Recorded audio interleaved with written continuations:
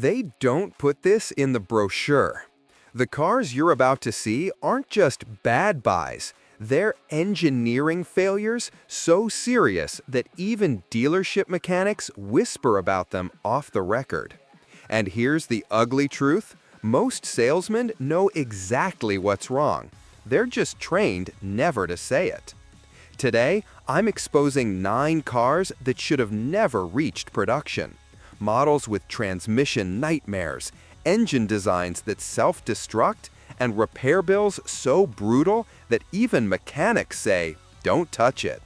Let's get started. Number 9. 1996 Ford Taurus. At number 9, we have the 1996 Ford Taurus. And here's the irony: this car went from being America's best-selling sedan to an automotive punchline in just one redesign. Ford went absolutely insane with oval shapes, oval windows, oval dashboard vents, even an oval rear window. The styling was so polarizing that buyers ran straight to Toyota and Honda dealerships. But the real killer wasn't the looks. It was the AX4S automatic transmission, particularly when paired with the Vulcan V6. This transmission averaged just 100,000 miles before complete failure, and replacing it cost more than the car was worth. Add in power steering rack failures at the same mileage, and you've got a car that self-destructs right when you finish paying it off. The SHO model's Yamaha V8, while beautiful sounding, suffered from failing camshaft sprockets that would destroy the entire interference engine. Ford rushed this redesign to market, and it showed in every squeaking, oval-shaped transmission grinding detail. Number 8. 1994 Dodge Viper RT10. Number 8 is controversial, and Viper fans are already typing angry comments: the 1994 Dodge Viper RT10. Now hear me out. The Viper featured a massive 8.0-liter V10 producing 400 horsepower with 0 driver assists, no traction control, no anti-lock brakes, no airbags, and no side windows. It was a rolling death wish with a warranty. The massive V10 produced so much heat it would literally cook the driver's legs through the transmission tunnel. The side exhaust pipes could burn you getting in or out. Early models had no air conditioning, and when it became available, it barely worked. There were no exterior door handles. You reached inside to open the doors. The car actively tried to kill you in rain, the ride was punishing, and the clutch required leg press strength. Yes, it was fast and looked incredible, but as an actual automobile you had to live with, it was a nightmare that proved being fast doesn't automatically make you good. Number 7. 2007 to 2009 Chrysler Sebring. At number 7, the 2007 to 2009 Chrysler Sebring, a car so aggressively mediocre that it became the default rental car, and that association stuck like a scarlet letter. The interior was a disaster of cheap, hard plastics that looked bargain basement. The 2.7-liter V6 engine was particularly problematic, notorious for sludge buildup and catastrophic failures that left owners stranded. Consumer Reports rated it as one of the worst sedans you could buy, citing poor reliability, uncomfortable seats, and subpar handling. The design was bland and uninspiring, lacking any character whatsoever. Rental car companies bought thousands of Sebrings, which meant most Americans' first experience was disappointment behind the wheel of a rental. The Sebring represented everything wrong with Chrysler during this era: cost-cutting, lack of innovation, and complete indifference to quality. It was replaced in 2011, partly just to escape the toxic reputation. Number 6. 1992 Cadillac Alante. Number 6 brings us to the 1992 Cadillac Alante, GM's spectacularly failed attempt to build an American Mercedes-Benz SL competitor. Priced at over $50,000, nearly twice what a Corvette cost, The Alante delivered Mercedes SL performance with Cadillac reliability, which is exactly as bad as it sounds. The convertible tops leaked notoriously, a problem GM knew about before launch but simply ignored.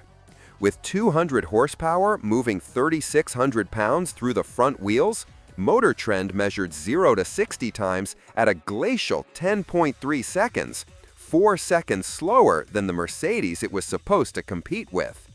The Pininfarina-designed Italian bodies were flown to Detroit on specially modified 747s, an absurdly expensive production method that couldn't hide the fact this was still a front-wheel drive Cadillac underneath.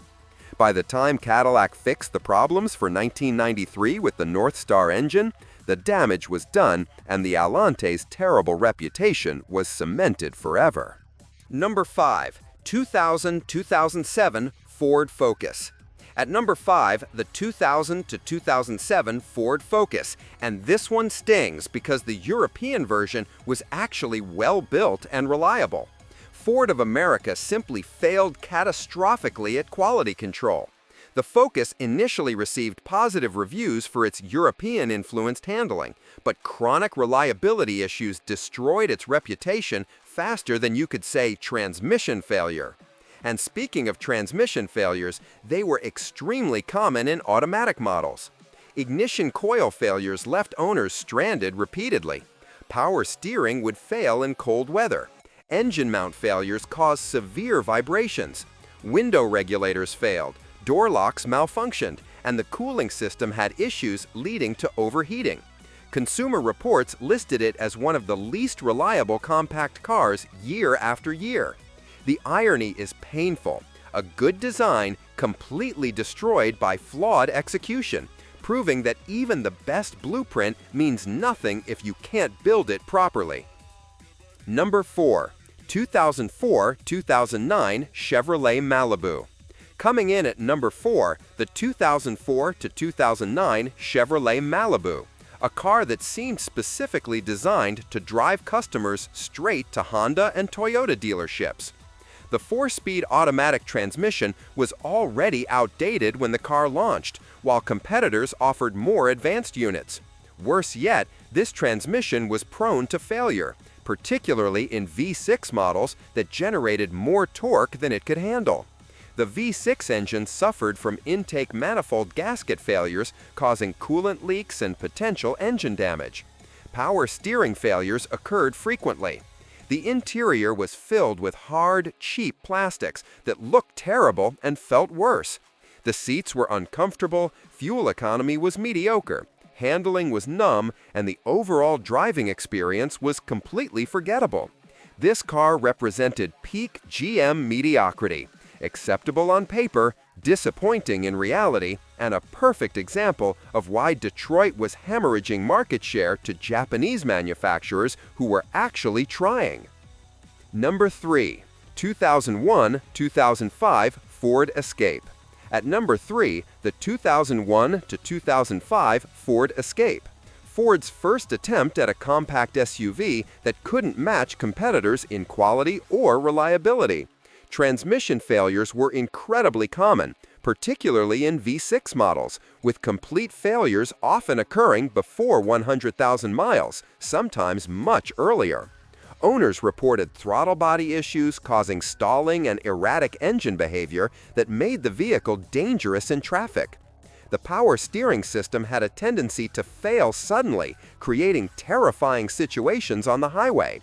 Brake problems were frequent, including premature wear and reduced effectiveness. The interior featured cheap materials that fell apart quickly, and wind noise was excessive at highway speeds. Consumer Reports gave it poor reliability ratings year after year, and the National Highway Traffic Safety Administration investigated multiple safety issues including fires and steering failures. Ford would significantly improve later Escape generations, but this first attempt was a clear example of rushing a product to market without proper development, and owners paid the price. Number 2. 1995 Chevrolet Cavalier. At number 2, the 1995 Chevrolet Cavalier, a car that epitomized corporate indifference and represented everything wrong with 1990s GM. Owners reported constant transmission problems, particularly the 3-speed automatic that would freeze up and refuse to shift gears when warm. Imagine being stuck in second gear on the interstate. Water pump failures were common. Head gasket issues plagued many examples, and the turn signal switch was notorious for failing. The interior was cheap even by economy car standards, with uncomfortable seats and Fisher-Price quality plastics. Oil leaks were practically guaranteed, and the fuel injection system required frequent repairs. Some owners reported their Cavaliers literally bursting into flames due to electrical issues. The car rattled, clanked, and fell apart, yet GM kept building them year after year with minimal improvements, apparently content to damage their reputation as long as they could squeeze out profits. It was automotive negligence disguised as transportation. Number 1, 1990 Yugo GV. And at number 1, the worst car you should never buy, the 1990 Yugo GV. Arguably the most infamous car ever sold in America and frequently called the worst car in history. Here's what dealers won't tell you. This was a dated Fiat 128 design from the 1960s, built in communist Yugoslavia by workers who were reportedly smoking and drinking brandy on the assembly line. Quality control was virtually non-existent. The 1.1-liter four-cylinder produced just 55 horsepower, paired with what Consumer Reports called easily the worst transmission we've encountered in years. The interior was covered with cloth that resembled towel material, and trim pieces fell off with shocking regularity. The timing belt needed replacement every 30,000 miles, and if you missed that service on this interference engine, you'd destroy the motor completely. Dealers reported that half the cars wouldn't make it from the docks to the dealership.